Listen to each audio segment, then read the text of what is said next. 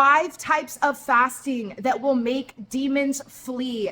The first type of fasting we are going to talk about is abstaining from food and liquids. While you are doing this, be in prayer and worship. Fasting without prayer and worship is just a diet. There is no divine intervention if you are not seeking God in your fast.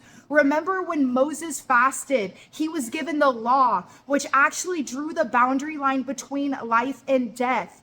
The Bible tells us anything that is not planted by God will be uprooted. In order for these strongholds to crumble and come out of your life, you need to fast and pray. The Bible tells us in Matthew that this type of spirit only comes out by fasting and prayer. The second type of fasting is fasting from fleshly desires. This can be music, this can be electronics, your phone. This can literally be anything that you are overindulging in, even sleeping during the day, naps, whatever is taking your time, whatever is robbing your time from being edified. Joel 2:12 says to return to me with all of your heart in fasting, mourning, and weeping. As we are allowing these things to shed off of us, we are going to see strongholds broken. We are going to see healing in our lives, but it just takes us taking that first step. The third fast we are going to talk about today is fasting from distasteful foods,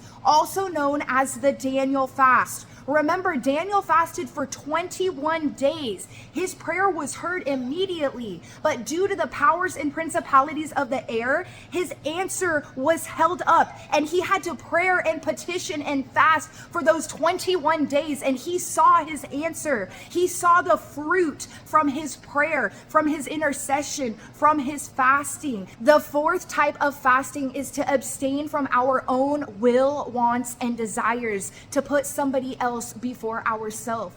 Jesus tells us that one of the greatest commandments of all is to love our neighbor as ourselves. That means to put them above us, to put their needs and their wants before our own.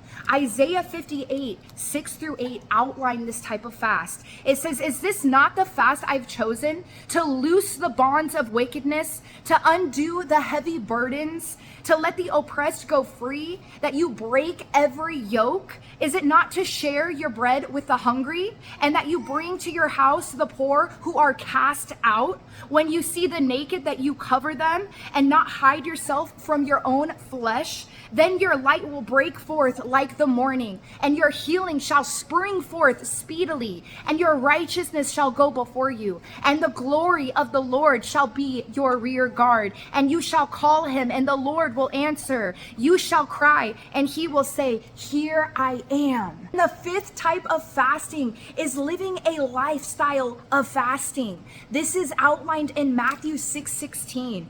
"Moreover, when you fast, do not be like the hypocrites with a sad countenance, for they disfigure their faces that they may appear to be fasting by men. Assuredly, I say to you, they've already received their reward, because they are not living a life surrendered. They are living a life to be seen by other people. Therefore, no change actually occurs because the surrender is not there." When we are living a lifestyle of fasting, we are allowing the Lord to remove things that are causing decay. We are allowing him to establish healthy boundaries in our life that protect us and consecrate us.